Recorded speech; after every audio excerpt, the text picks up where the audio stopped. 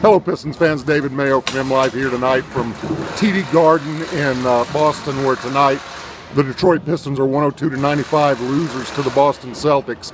Behind me you'll notice that the overnight crew here is pulled up the basketball floor and is making over for a hockey game tomorrow night when the Bruins play here at home, which is sort of central to the storyline of the basketball game tonight.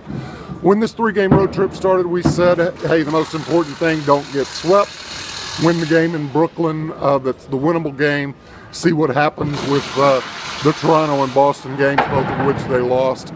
They did all of that. They got the Brooklyn game. They did lose the other two games, but we might have added that it was also important for them to get out of this road trip without a major injury, or at least one that might cause a player of note to miss significant time.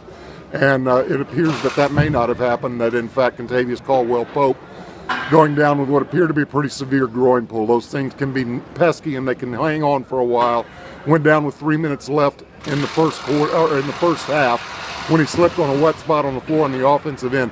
Several Pistons told me after the game they also noticed wet spots on the floor because of the condensation coming up from the hockey rink. Reggie Jackson said there were spots on the floor that he chose not to drive offensively because he knew they were wet and he was concerned with hurting himself. How long will Kentavious be out?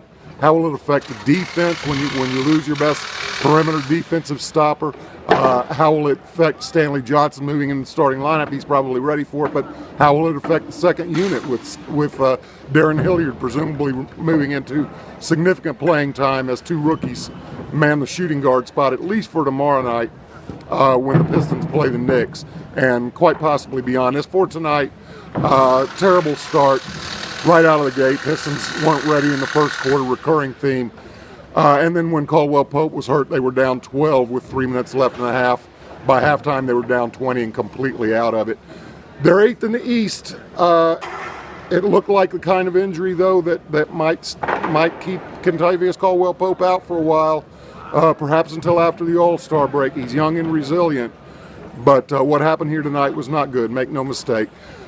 Big night for the Pistons Thursday night as they return home to play the New York Knicks, their first TNT national television appearance since before their 6-year non-playoff streak began.